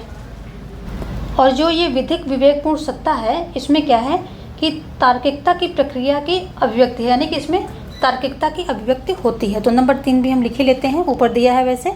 तो विधिक विवेकपूर्ण सत्ता, ठीक है। तो इन्होंने क्या है, इसी को जो है सर्वश्रेष्ठ माना है और वैध माना है मैक्स वेबर ने। तो ये इनके जो है ये प्रकार भी जो है सत्ता के जो मैक्स वेबर द्वारा दिए गए हैं, ये इम्पोर्टेंट है, इनको भी आपको ध्यान रखना है। अगला है जवाबित सिद्धांत, राज्य कानून से संबंधित है। ये जवाबित सिद्धांत है एक, ठीक है। तो ये राज्य कानून से ऑप्शन दे दिए जाएंगे, प्राकृतिक कानून, दैवी कानून, शाश्वत कानून और जो भी है। तो राज्य कानून वहाँ पर जो ऑप्शन होगा वो आपको उठाना है कि राज्य कानून से संबंधित है। और ये दैवी कानून, प्राकृतिक कानून, शाश्वत कानून क्या है, ये किस तरह के होते हैं? इनके विपरीत जवाबित जो है ये जवाबित सिद्धांत है, ये इन सब प्राकृतिक कानून के विपरीत होता है। और पहले क्या होते थे, पुराने टाइम पे शरीयत वगैरह ये सब चलते थे, मुगलों के और दूसरे कानून जो है चलते थे। लेकिन जवाबित जो है ये राज्य के कानून से संबंधित है। तो शरीयत वगैरह जो पुराने परंपरागत कानून के जो शाखाएं थीं, जो भी थीं वो भी थी, लेकिन उसके साथ साथ जवाबित भी चलता था और उसी के अंतर्गत जो विधिक अधिकारी नियुक्त किए जाते थे। और आजकल अगर हम देखें तो वर्तमान संसद में ऐसे कानूनों का निर्माण करती है। तो ये जो है जवाबित क्या है, राज्य कानून से संबंधित है। बस इतना याद ध्यान रखिए कि जवाबित सिद्धांत राज्य कानून से संबंधित है, बाकी सब छोड़ दीजिए। अभी आप सिर्फ फैक्ट पे ध्यान दीजिए। आगे क्या है, कानून का सर्वाधिक स्वीकृत सिद्धांत क्या है? आदेशात्मक सिद्धांत है। जो कानून का सर्वाधिक स्वीकृत सिद्धांत क्या है? ये जो आदेशात्मक है सिद्धांत, इसी से ये संबंधित है, यानी कि सबसे ज़्यादा जो है स्वीकृत है। इसके प्रमुख समर्थकों की बात करें, जो आदेशात्मक सिद्धांत है या कानून का जो सर्वाधिक स्वीकृत सिद्धांत है, तो ये बोधा हो जाएंगे, बोंदा, और हो जाएंगे हॉब्स, ऑस्टिन, बेंथम, ये सभी जो है इसके समर्थकों में आ जाएंगे।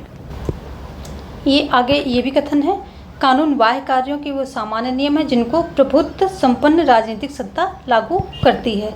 ये हॉलैंड के द्वारा दिया गया है। यहाँ जो रॉबर्ट डाहल के कुछ इंपॉर्टेंट फैक्ट देख लेते हैं। रॉबर्ट डाहल, ये जो रॉबर्ट डाहल है, इनकी पुस्तक कौन सी है? पोलार्की है,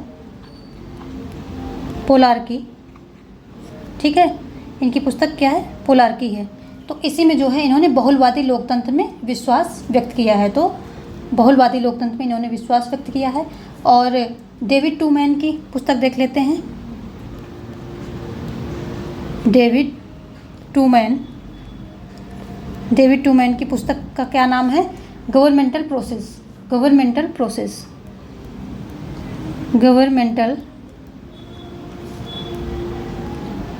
प्रोसेस, ठीक है, प्रोसेस।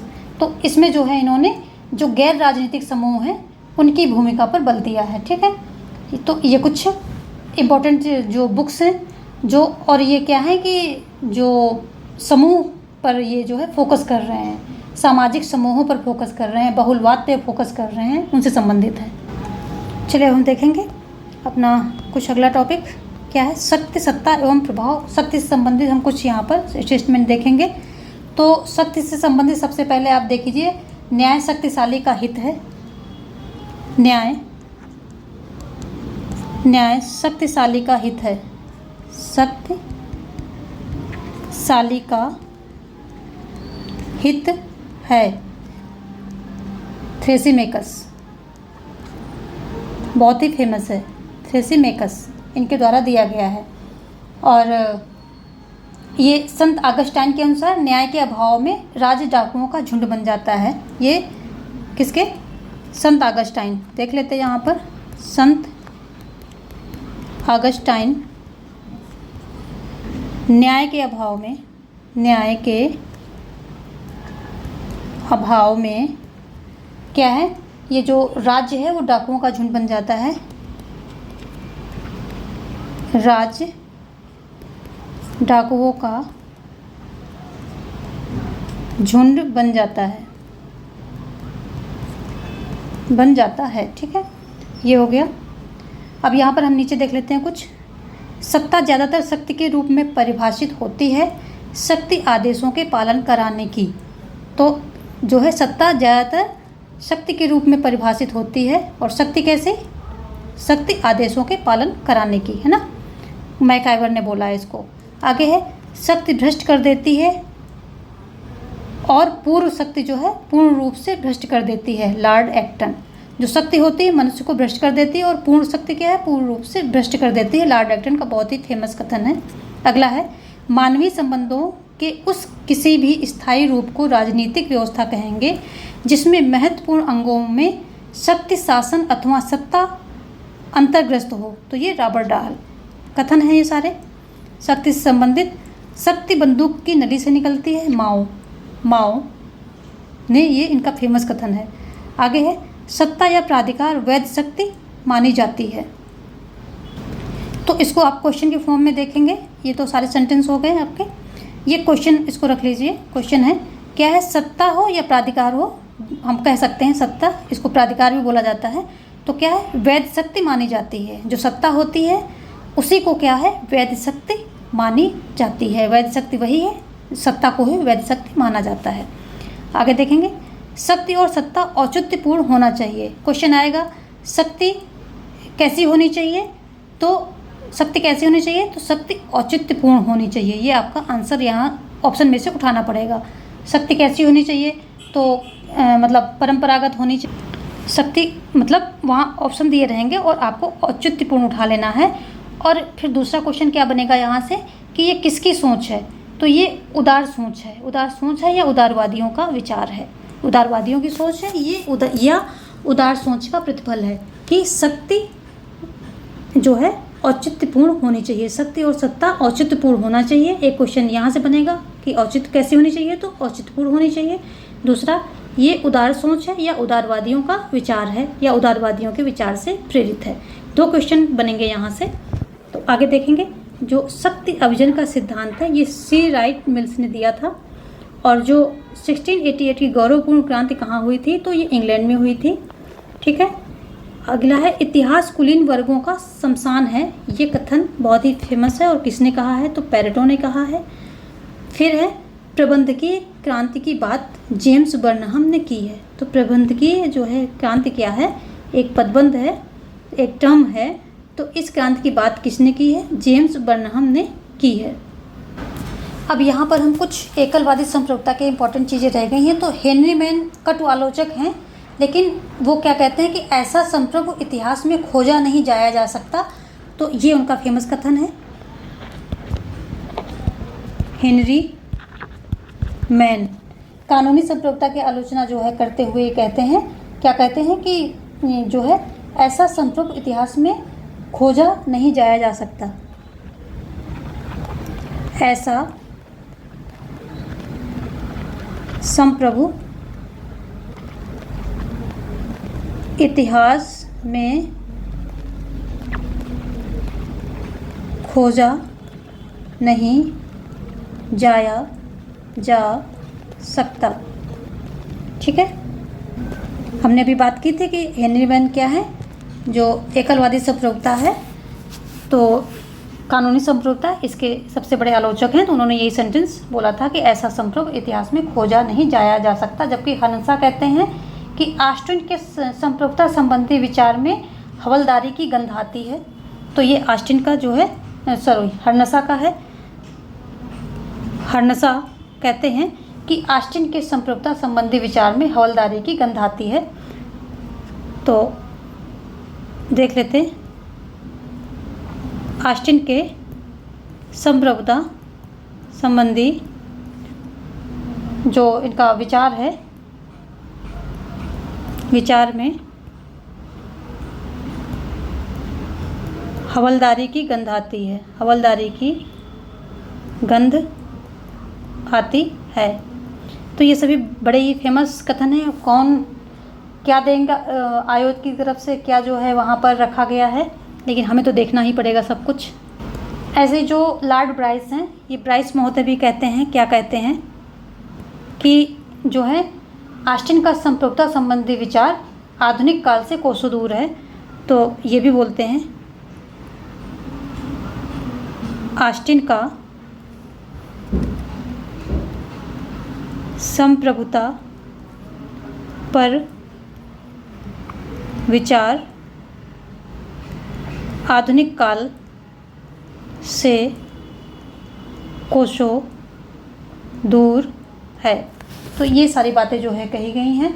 अगर हम बात करें कि ये बहुलवादी जो है ये संप्रभुता कब आती है, तो बहुलवादी संप्रभुता 20वीं शताब्दी में आती है। कब आती है यहाँ पे देख लेते हैं।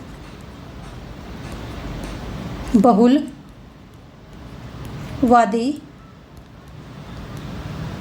संप्रभुता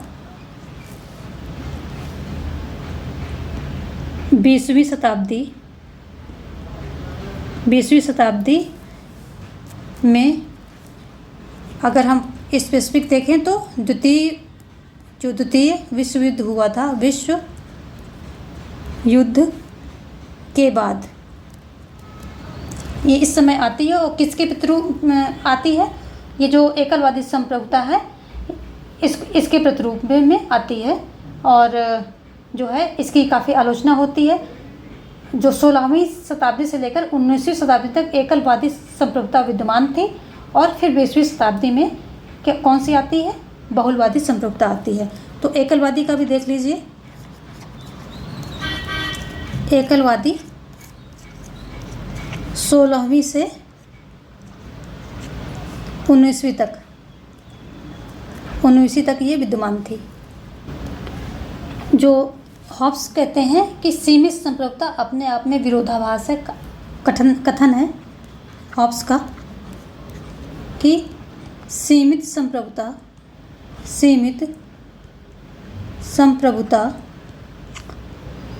अपने आप में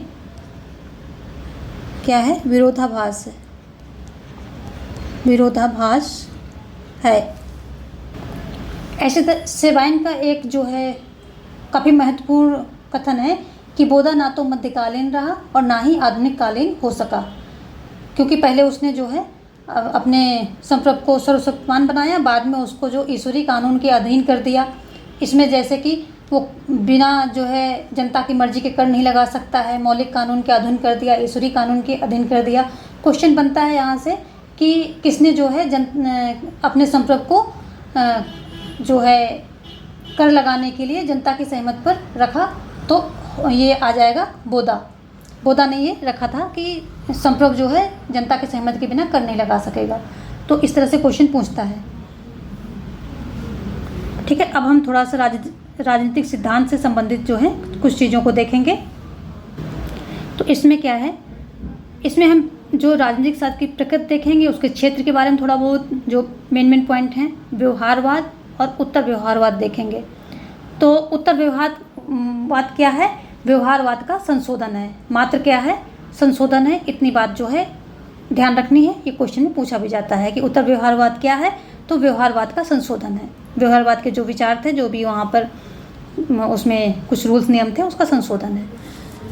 ये क्या है? मूल्यों का आधिकारिक बंटवारा किसी समाज के एक न्यूनतम पूर्व शर्त है। तो किसने कहा है? ये डेविड ईस्टन ने कहा है, कथन है इनका। और जो है ये जो है इन्होंने वर्ल्ड पॉलिटिक्स में प्रकाशित लेख an approach to the analysis of political system के अंतर्गत ये बातें कही थी। आगे है व्यवहारवाद तार्किक प्रत्यक्षवाद की विचारधारा से प्रभावित है। व्यवहारवाद क्या है?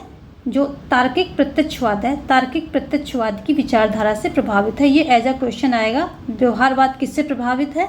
ऑप्शन होंगे तो तार्किक प्रत्यक्षवाद की विचारधारा से प्रभावित है व्यवहारवाद। और a system analysis of political life पुस्तक जो है डेविड ईस्टन की है। अभी हमने बात की। क्या है? A system analysis of political life, ये पुस्तक जो है किसकी है? डेविड ईस्टन की है। अगला है the political system. The political system पुस्तक किसकी है? डेविड ईस्टन की है। तो इसका जो है पूरा अगर नाम कभी पूछे तो क्या है? द पॉलिटिकल सिस्टम, और इसमें ऐसे जो है आगे करके इसका एक उप शीर्षक दिया होता है। क्या है वो? An inquiry into the state of political science. An inquiry into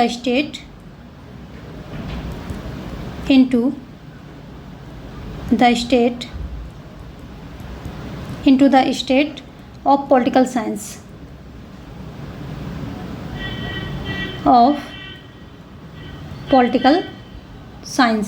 तो ये इसका जो है सब टाइटल है। वैसे मेन जो है इतना है, द पॉलिटिकल सिस्टम। ये किसका है? ये पुस्तक जो है डेविड ईस्टन की है। आगे है कि जब मैं राजनीति विज्ञान के शीर्षक के अंतर्गत परीक्षा प्रश्नों को देखता हूँ तो मुझे प्रश्नों के प्रति नहीं वरन शीर्षक के प्रति खेद होता है। तो ये किसका है? तो ये किसके द्वारा कहा गया है? तो ये मैटलैंड के द्वारा कहा गया है। तो मतलब प्रश्नों को देखकर उनका जो है क्या होता है कि उनको खेद होता है, इससे उनका दिमाग बिगड़ता है। तो आप इसको रिलेट कर सकते हैं कि ठीक है, मेंटल हो जाता हूँ मैं ऐसे जो है प्रश्नों को राजनीतिक विज्ञान के अंदर जब मैं क्या देखता हूँ कि ये प्रश्नों को देखता हूँ तो शीर्षक को देख के प्रति मतलब उसके शीर्षक को देखकर मैं बिल्कुल मेंटली हो जाता हूँ। ऐसा आप रिलेट कर सकते हैं। आपको रिलेट करना है, आपका आंसर सही होना चाहिए।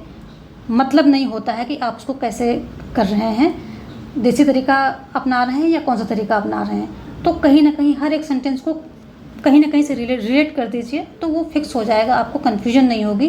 नहीं तो पेपर में क्या होता है, कन्फ्यूजन होती है। तो यहाँ पर आपका अपना तरीका हो सकता है। यहाँ पर ये कर सकते हैं कि ठीक है भाई, ये शीर्षक को देखकर तो मेंटली हो जाता हूँ तो ये मैटलैंड हो जाएगा। ठीक है, ऐसे जो है चीज़ों को फिक्स करना है।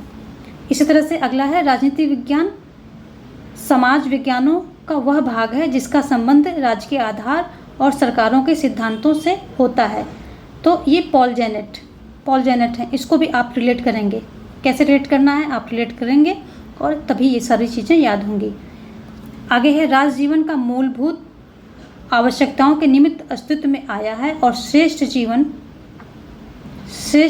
के लिए अस्तित्व में बना रहेगा। तो इसको तो सबको रटा ही होगा, मैंने बहुत बार कराया है प्रैक्टिस में।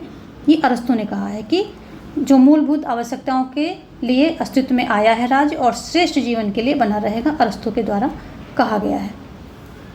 आगे है राजनीति विज्ञान। ये सारे कथन हैं, ये सभी जो हैं कथन हैं। ठीक है, आगे देखेंगे कि राजनीति विज्ञान को मानना तो बहुत दूर रहा, यह कलाओं में भी सबसे पिछड़ी हुई कला है। किसने कहा है? ये बक्कल ने कहा है।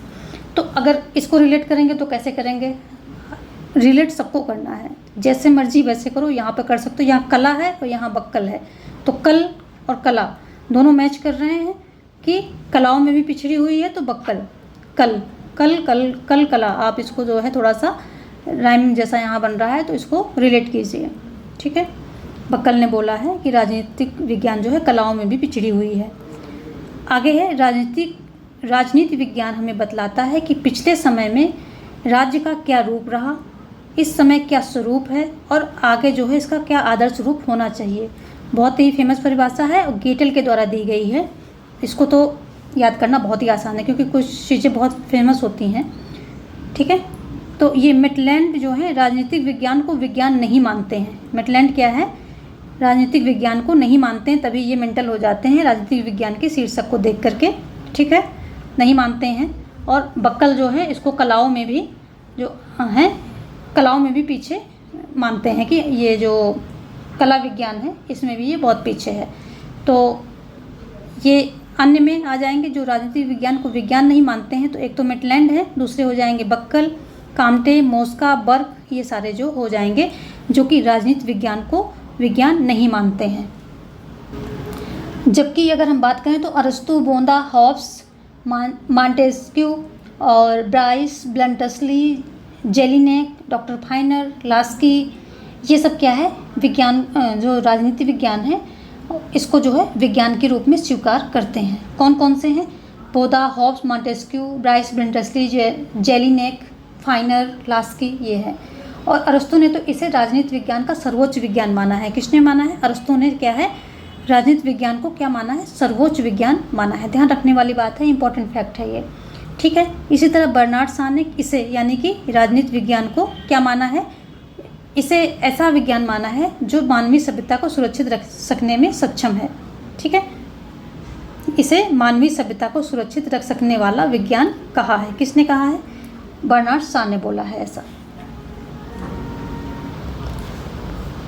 आगे देखेंगे, प्रासंगिकता एवं कार्रवाई। उत्तर व्यवहारवाद के दो नारे हैं, प्रासंगिकता एवं कार्रवाई।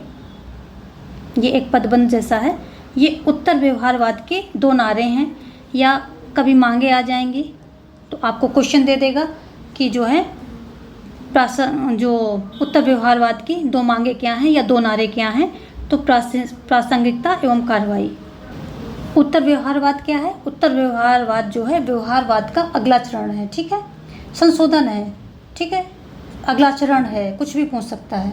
तो अगला चरण है या व्यवहारवाद में संशोधन है, उत्तर व्यवहारवाद यही है, ठीक है। और जो इसको जो है प्रासंगिकता एवं कार्रवाई, इसको एक और तरीके से वो पूछ देगा, उपादेयता तथा कार्य। यानी कि उत्तर व्यवहारवाद किस पर बल देता है? तो जो उत्तर व्यवहारवाद लिख लेते हैं यहाँ पर, शब्दों के साथ आयोग खेलेगा। उत्तर व्यवहार जो है व्यवहारवाद क्या करता है? उत्तर व्यवहारवाद उपादेयता तथा कार्य पर बल देता है। उपादेयता कार्य पर बल देता है। अंतर कुछ नहीं है, सिर्फ शब्दों का अंतर है। कार्य, कार्रवाई, उपादेयता, प्रासंगिकता, सिर्फ शब्दों का खेल हो रहा है और कुछ भी नहीं, अंतर नहीं है। लेकिन इसी में जो है कई सारे लोग लटक जाएंगे, तो इसलिए मैंने दोनों लिख दिए हैं कि इसका दूसरा ऑप्शन क्या हो सकता है, मतलब दूसरे शब्द इसके क्या हो सकते हैं। तो मैंने शब्दों पर काफ़ी फोकस किया है कि जो शब्द थोड़ा सा घुमा घुमा के आयोग पूछता है तो उन शब्दों को मैं उसी जगह रख रही हूँ। हर तरह के टाइप ऑफ शब्द, type of word, type of पदबंध, वाक्यांश एक ही जगह रख देती हूँ ताकि आपको समझ में आए कि ये सब एक ही है, ठीक है। तो इसमें बिल्कुल कंफ्यूज नहीं होना है। प्रासंगिकता, कार्रवाई, उपादेयता या कार्य पर बल देता है, या दो नारे हैं तो, या दो मांगे हैं तो, सब यही हो रहा है, ठीक है। प्रासंगिकता एवं कार्रवाई। चलिए आगे देखेंगे। शक्ति के संदर्भ में किया जाने वाला राजनीतिक कार्य राजनीति है। क्या है? तो ये कथन किसका है? लासवेल का है कि शक्ति के संदर्भ में किया जाने वाला राजनीतिक कार्य ही राजनीति है। ही यहाँ पर लगा नहीं, पर हम लगा लेते हैं अच्छी तरह समझने के लिए कि शक्ति के संदर्भ में किया जाने वाला राजनीतिक कार्य ही राजनीति है। अब ज़्यादा समझ में क्लियर हो रहा है। आगे देखेंगे।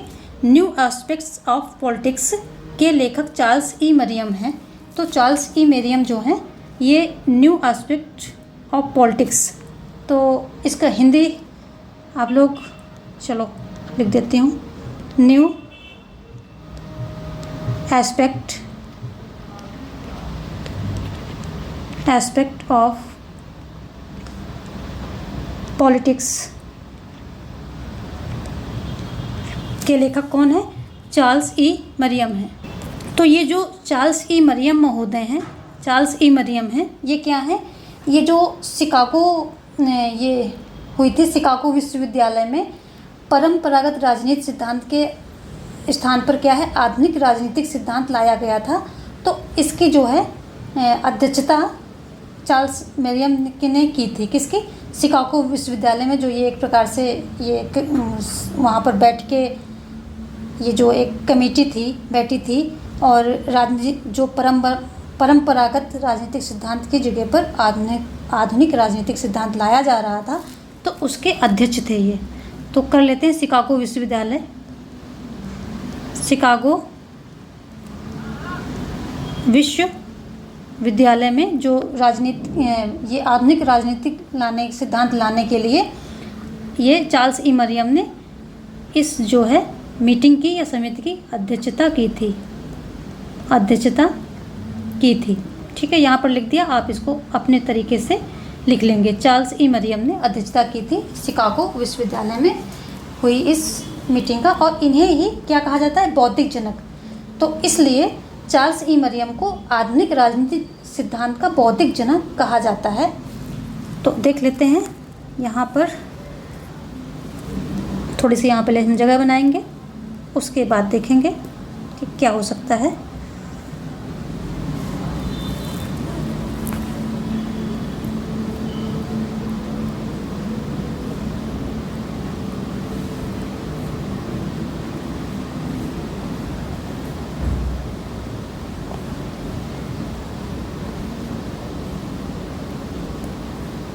तो थोड़ी सी और जगह बनाते हैं, हल्की सी और, अब हम इसमें जो है कर लेंगे। ठीक है, चलिए अब कर लेते हैं। तो चार्ल्स ई मरियम जो है अध्यक्षता की थी, और इसीलिए इनको जो है क्या है, आधुनिक राजनीतिक सिद्धांत का बौद्धिक जनक कहा जाता है। तो इनको क्या है, ई मरियम को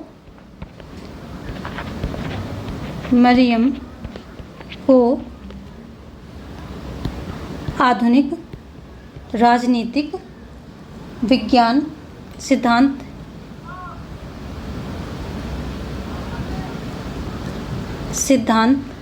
का क्या कहते हैं, बौद्धिक जनक, बौद्धिक जनक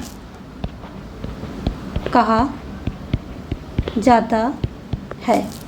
और अगला फैक्ट है, इनकी बुक प्राइमरी इलेक्शन है। तो बुक देख लेते हैं, इनकी बुक क्या है, प्राइमरी इलेक्शन इनकी जो है पुस्तक है। तो चार्ल्स ई मरियम के बारे में इतनी इम्पोर्टेंट जो मतलब इन्फॉर्मेशन है, ये इम्पोर्टेंट है, तो इसको आप थोड़ा सा ध्यान में रखेंगे। ठीक है, अब हम देखेंगे अगला, डेविड ईस्टन क्या कह रहे हैं कि डेविड ईस्टन ने ब्राइस के दृष्टिकोण को तथ्यों के निष्प्रयोजिता कहकर उसकी आलोचना की थी।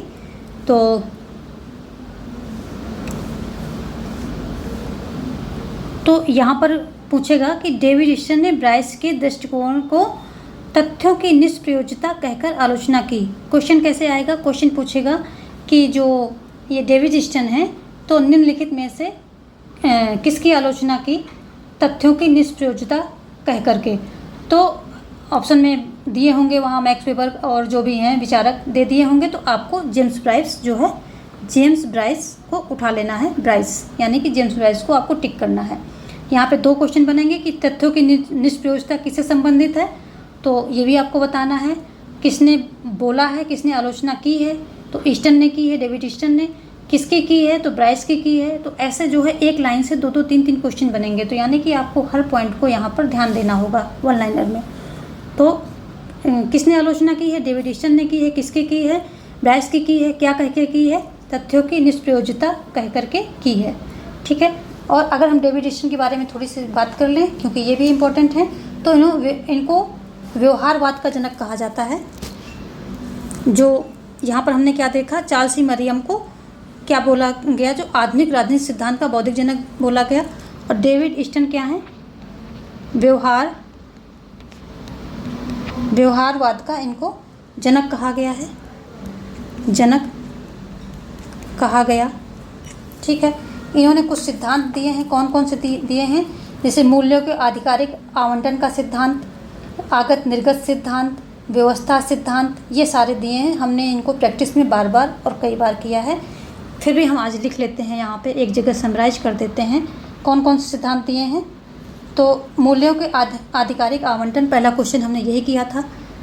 तो मूल्यों के आधिकारिक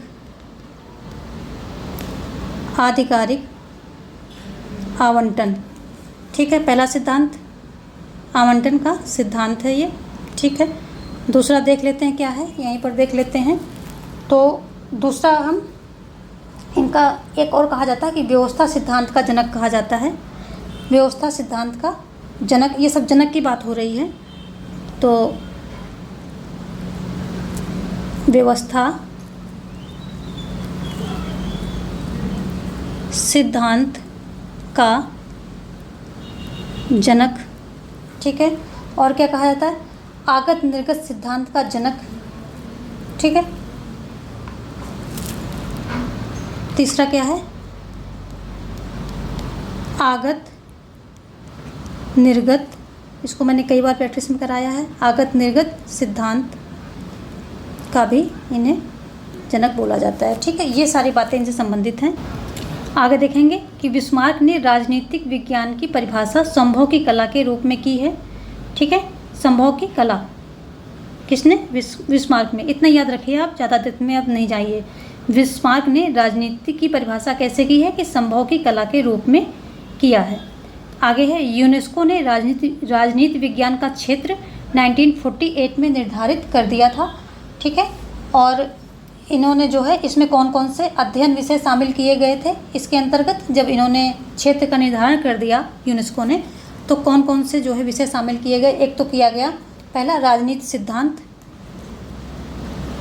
राजनीति के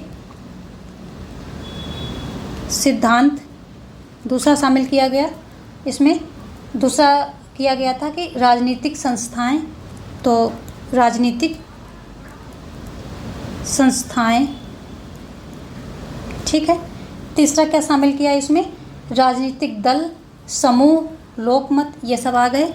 तो तीसरा हो जाएगा दल, समूह, लोकमत, ये सारे आ जाएंगे। ठीक है, और चौथा अंतर्राष्ट्रीय संबंध। चौथा क्या था? कि अंतर्राष्ट्रीय संबंध। ये जो है इन्होंने ये चार चीज़ें जो है विषय इसके अंदर रखे थे। किसने? यूनेस्को ने। राजनीति विज्ञान का क्षेत्र कब निर्धारण किया था? 1948 में निर्धारित कर दिया गया था यूनेस्को के द्वारा। और चार ये सब्जेक्ट इसके अंतर्गत विषय जो अध्ययन विषय ये चार शामिल कर दिए गए थे। राजनीति के सिद्धांत, संस्थाएं, दल, समूह और अंतर्राष्ट्रीय संबंध। ठीक है, चलिए आगे देखते हैं। शास्त्रीय राजनीति सिद्धांत का प्रबल समर्थक दांते जर्मिनो है। दांते जर्मिनो है, इतना ही देखिए। तो शास्त्रीय राजनीति सिद्धांत का समर्थक दांते जर्मिनो है। और अगला है राजनीति विज्ञान के अंतर्गत राज्य तथा सरकार का अध्ययन किया जाता है। तो ये कौन कहते हैं? तो ये गिलक्राइस्ट महोदय कह रहे हैं। ठीक है, आगे है इतिहास का राजनीति विज्ञान के बिना फल नहीं और राजनीति विज्ञान का इतिहास के बिना जड़ नहीं। ये किसने कहा है? तो ये सीले महोदय ने कहा है।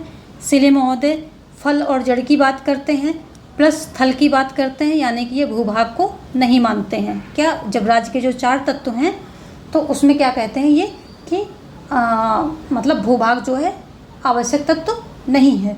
तो अगर हम सिले की बात करें तो फल, जड़ और थल की बात करते हैं। थल की बात ये राज्य के तत्वों में करते हैं और फल और जड़ की बात ये राजनीति विज्ञान की परिभाषा देने में इसका उपयोग करते हैं। तो जो है फल, जड़, थल, इनकी बातें ये सिले महोदय कर रहे हैं।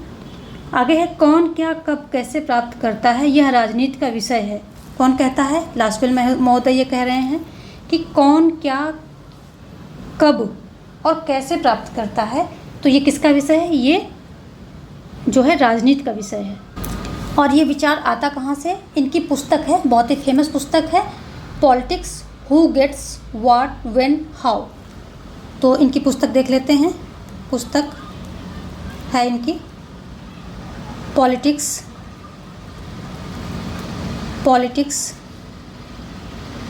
ठीक है, आगे who gets what when how. What, when and how, ये इनकी पुस्तक है कि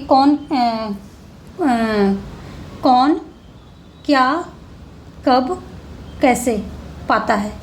तो ये विचार इनकी पुस्तक से आता है कि कौन क्या कब कैसे प्राप्त करेगा। यह राजनीति का विषय है, ये विचार है और ये इनकी पुस्तक का नाम है, काफ़ी फेमस है। तो आज हम ये वीडियो यहीं पे रोकेंगे और अगली वीडियो हमारी मैं कोशिश करूँगी कि रात में इसको रिकॉर्ड करके और सुबह मॉर्निंग के लिए इसे सेट कर दूँ। तो 7-8 के करीब आप जो है अगली वीडियो देख लीजिएगा, आनी चाहिए, मैं पूरी कोशिश करूँगी आ जाए। तो उसको आप चेक करें और चेक करके यहाँ से आप नोट्स बनाएं, स्क्रीनशॉट ले लें वीडियो चला करके, जो आपको ठीक लगता है कर लीजिए। लेकिन काफ़ी इंपॉर्टेंट चीज़ें इसमें रखी गई हैं, तो इसका जो है आप रिवीजन पक्का लीजिए। रिवीजन तो लेना ही है क्योंकि लास्ट टाइम चल रहा है, तो रिवीजन लेते रहिए इन सब चीज़ों का। और मिलते हैं कल किसी और टॉपिक के साथ। वीडियो छोड़ने से पहले वीडियो को लाइक करना बिल्कुल ना भूलें और अपने दोस्तों में इसको ज़रूर शेयर करें। धन्यवाद।